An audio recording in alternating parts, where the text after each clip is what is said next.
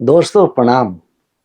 आयुर्वेद के 3 दोष जिनका नाम है वात, पित्त और कफ, इनके बिगड़ने से ही हमारे शरीर के अंदर कोई ना कोई बीमारी बनती है। और वात, पित्त, कफ किस तरह हम बैलेंस कर सकते हैं, हमको इसके बारे में जरूर सोचना चाहिए। और अक्सर जितने भी आयुर्वेदाचार्य हैं सब वात, पित्त, कफ के बारे में बताते हैं। आम आदमी ये सोच या समझ नहीं पाता कि वात, पित्त, कफ है क्या। दोस्तों, वात हमारे पेट के निचले हिस्से में विद्यमान रहती है और पैरों में। पित्त हमारे पेट के मध्य भाग में विद्यमान रहती है। पित्त हमारे जो हम खाते पीते हैं उसको पचाता है। और यदि हमारे शरीर की अग्नि मंद पड़ जाए तो हमको हमारे शरीर में खाया पिया कम लगने लगता है। इसी प्रकार जब कफ बिगड़ता है, कफ हमारा छाती से ऊपर के भाग में विद्यमान रहता है। और जब कफ बिगड़ता है तो हमको छींक, जुखाम, सिर दर्द इत्यादि बहुत तेजी से सताने लगते हैं। वात वृद्धावस्था में बहुत तेजी से क्लिक करता है। पित्त जवानी में अक्सर बहुत तेजी से क्लिक करता है। और बाल्य अवस्था में कफ बच्चों में बहुत तेजी से बढ़ता है। तो हमको वात, पित्त, कफ का विशेष ध्यान रखते हुए अपना खाने पीने का विशेष ध्यान रखना चाहिए। वर्षा काल में वात और शरद ऋतु में पित्त और बसंत में कफ का प्रकोप तेजी से बढ़ता है। तो हमको खाने में पीने में विशेष सावधानी बरतनी चाहिए। और जब भी हमारे शरीर के अंदर कोई बीमारी बनती है तो वात, पित्त, कफ प्रकोपित होते हैं। और जो भी हम खाते पीते हैं उसको अग्नि हमारे शरीर में पचाती है। और आयुर्वेद में एक चीज कही है, लंघन।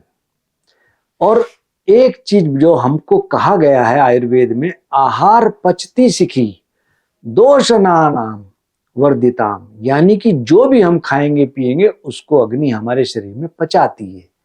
लेकिन वही अग्नि जब हम लंघन करते हैं तो उन दोषों को पचाती है। वात 7 दिन में, पित्त 10 दिन में और कफ के दोष 12 दिन में पचने लगते हैं। इसीलिए हमारे आयुर्वेद में लंघन का बहुत महत्व है। और लंघन के लिए कहा भी है, ज्वर, जुखाम और पावना इनका एक उपाय, लंघन दीजिए तान के कभी ना वापस आए। यानी कि जब हमको कोई भी बीमारी सताए, खासतौर से ज्वर, जुखाम और खांसी, हम यदि लंघन यानी कि उपवास करने लगे और 3 दिन उपवास कर लें तो हमारी ये बीमारी जड़ से खत्म होने लगती है। आयुर्वेद में लंघन का बहुत महत्व है। पहले आयुर्वेदाचार्य कोई भी बुखार आए तो हम कभी भी दवाई नहीं देते थे, कहते थे कि आप 3 दिन उपवास करो। 3 दिन के बाद हमारी इम्यूनिटी पावर अपने आप डेवलप होने लगती है, उस बीमारी को नष्ट करने लगती है। और बड़े दुख की बात है कि हम लोग आज कोई भी बीमारी होती है एंटीबायोटिक, पेन किलर्स खा के अपने इम्यूनिटी पावर का भट्टा बैठा रहे हैं। और यदि आप अमेरिका में, वेस्टर्न कंट्रीज में जाएं, आपको यदि बुखार या कोई इन्फेक्शन हुआ हो, कभी कोई डॉक्टर आपको दवा नहीं देगा। वह यही कहेगा कि आप ये टेस्ट कराओ या 3 दिन बाद आप आकर के मिलें। तो हमको 3 दिन यदि उपवास कर ले तो हमारी बीमारी स्वतः ही ठीक होने लगती है।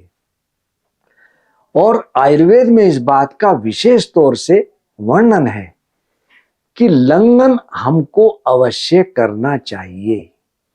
और बीमारी के समय जो दोष हमारा हावी हो रहा हो, हमको उसकी अनुसार ही भोजन करना चाहिए। बहुत भूख लगे तो हमको खाना चाहिए, अदरवाइज हमको भोजन नहीं करना चाहिए। सब्जियां अक्सर लोग बहुत ज्यादा पका लेते हैं।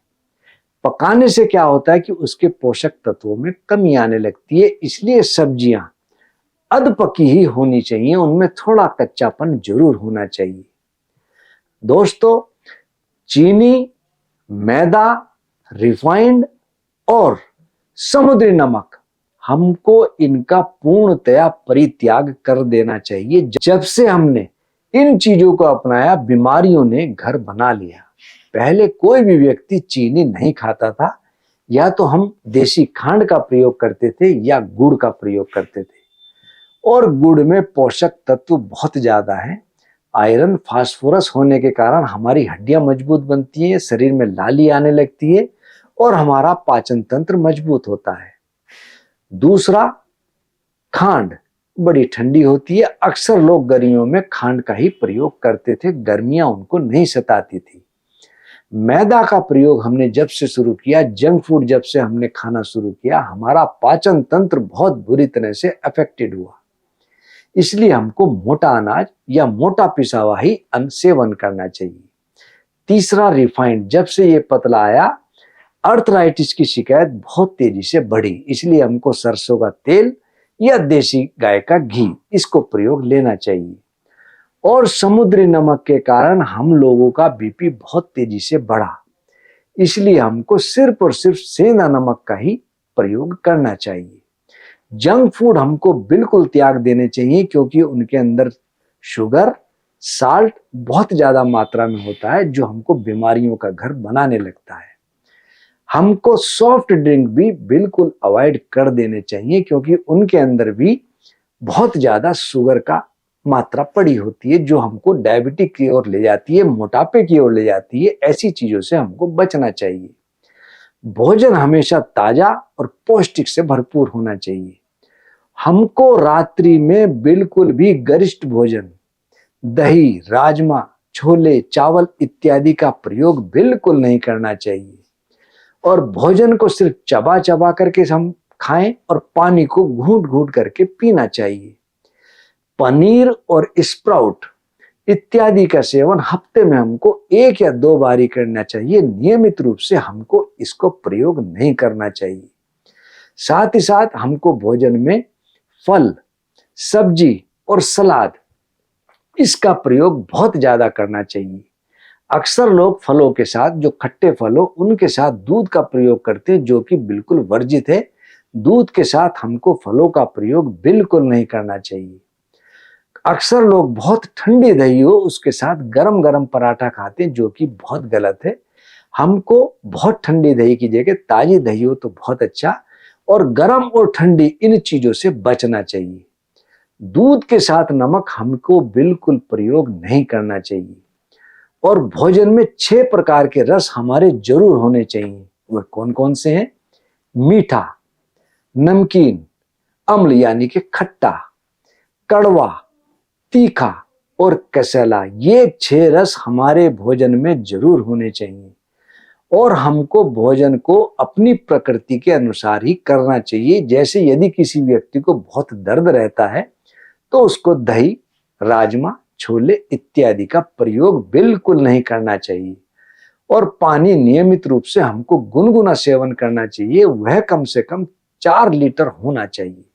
4 लीटर यदि हम ना पी सकें, तो कम से कम हमको 3 लीटर अवश्य पीना चाहिए। दोस्तों, हम आपको नित नई जानकारियां देते ही रहते हैं, और मैं आपसे रिक्वेस्ट करूंगा, हमारा YouTube चैनल आदर्श आयुर्वेदिक, आप उसको जरूर सब्सक्राइब करें और लोगों से फॉलो करवाएं। दूसरे सोशल मीडिया यानी कि फेसबुक पेज, इंस्टाग्राम, ट्विटर और लिंक्डइन, जो कि आदर्श आयुर्वेदिक फार्मेसी के नाम से हैं, आप उनको भी जरूर फॉलो करें। धन्यवाद।